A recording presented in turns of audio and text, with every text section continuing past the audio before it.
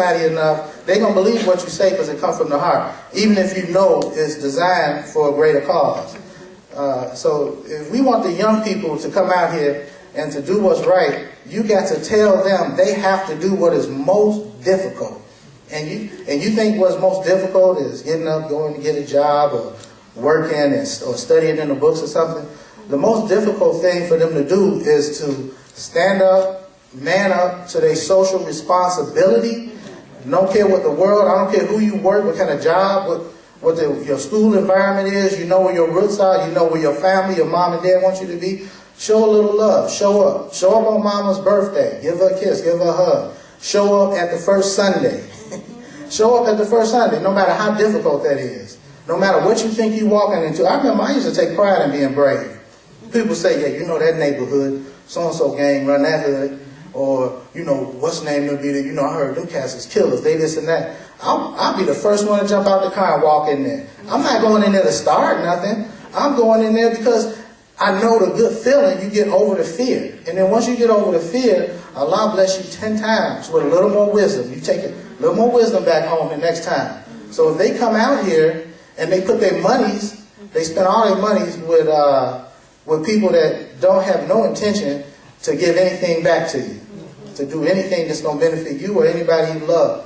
And I don't know how many of you go home. I'm not trying to knock on y'all because we're going to need y'all money to pay for this room today. But I don't know how many go home on one first Sunday and say, hey, I'm going to be here next first Sunday. So I got a whole month to put away some change so I can drop something in the donation block and in the bucket. I would let the children and the youth know that too. Because when you do that, that's when you get blessings. Right. When you do whatever is difficult, that's when you get the blessings. I'm a witness to it. And, you know, I always did what was difficult, and Allah blessed me, you know, over and over again. So thank you. I'm not watching the time. Imam Elam, he can take over from here. And the Savior's Day was beautiful. We loved it. The spirit was great. And most of it is on YouTube. If you go to the Mosque, it's wdmministry.com. We have photos, updates, and we have some excerpts from the excellent khutbahs that were given. And we got this is a big issue. I should have brought this up. This year's, the 2011 Muslim Convention is going to be held here at that beautiful brand new facility there in Tinley Park. Don't think Allah is not in control of things. There's a reason why commerce is so profitable. Allah knew that enemies, we keep the faith. We don't know. I didn't see, if we didn't have the internet, if technology, I was looking at a picture, what was it, a picture or video of just the quality over the past 30 years, where you got digital quality and high definition stuff. When you look at it on a high definition screen, if you've never even seen it before, it's clearer than the reality that you see in front of you. So that's taking us to new heights. And Allah prepared us to help the mosque survive. If we weren't in this day and this time, if we was 15 or 20 years earlier, we wouldn't have survived this. So Allah puts things in position for us. That beautiful facility that we have, they're going to have 18 rooms in there. And collectively, I don't know what the imams or the leadership, we can draw the people, we can put on the program. We've proven it for the past 3 years. We haven't bounced a check. We ain't been late on a check. We ain't been late on a bill.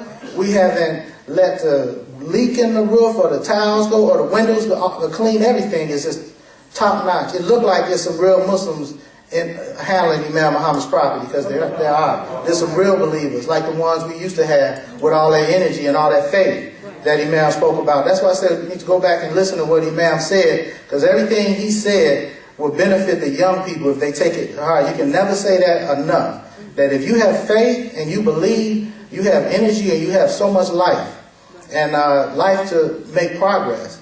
And growing up in this community, I never argued, said, well, hey, this person ain't pulling their weight. Because I remember as a youth, this was instilled in my mind. It sounded a little artificial, but they said a Muslim is the value or had the strength or could do the work of 10.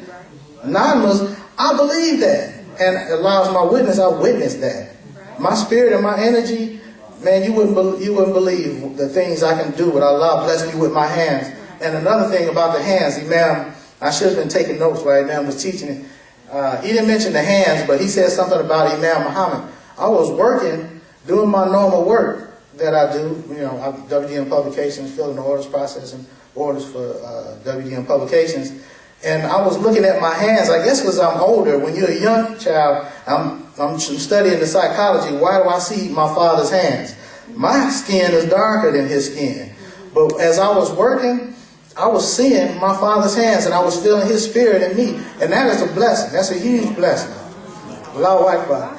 And see, Allah will bless you with that type of energy and that type of spirit if you are reflecting on something other than your own self. I wasn't looking at, oh, I'm going to make some money, I'll get these out here, I'm going to sell these tapes, I'm going to do this and that. No, I'm doing the work of Imam W.D. Muhammad. I'm doing what he would do. And I was remembering as a child how I saw his hands work. So your sons need to see you work. They need to be with you by your side. And your daughters, the women, your daughters need to see you work. No, you can tell them 100 times, 1,000 times, over and over again. You can play it on a record and they sleep. But it's not going to affect them as much as what they see you doing. If you want them to show love, you got to show love. If you want them to show spirit and enthusiasm, you got to show spirit and enthusiasm. And the young people, they're in our control, like the Imam said. We got to pull them in. The ones that are under our authority, if the people say this in the popular world, they say that if you don't raise them, the world will, or the police or the courts and the jails will. So you got to be a drill sergeant. You got to be all that you fear that will get a hold of your children before somebody else does, inshallah. So thank you. And we look forward to next year's Savior's Day. I mean, not Savior's Day, the convention is going to be big. It's going to be huge because there's a time. Look at the trend. We had the two Ramadans that came side by side with the convention. This will be the first one after that, which will make it big, just being it's coming from the ministry of Imam W.D. Muhammad. But this is also one of the first ones in maybe over 10 or 15 years where we are actually opening the doors to get help from imams and leadership. And we're looking for the young leadership, the go-getters, the ones that want to see something happen. And there's going to be something in it for them. Don't you know if we secure this Tinley Park room, you can get imams. I'm talking to you imams, you leaders now. We can get a room and you can have your workshop and have your program and use our crowd. If you can solicit our crowd, get them in your crowd, you never know. You might take up a bigger collection than we do in your room. But while our program is on, nothing's going to be happening. Everything's going to be shut down. But we got it open and we're using our what Allah has blessed us with, the resources that we have, to open it up for the entire leadership where we can work together and have this program. I don't know if you remember, was it MAS? Where they used to have a convention planning team, and we had something for the young, for the senior citizens. We had something for the married and for the singles. And we got to do it like that. We're going to cover, this is about community life.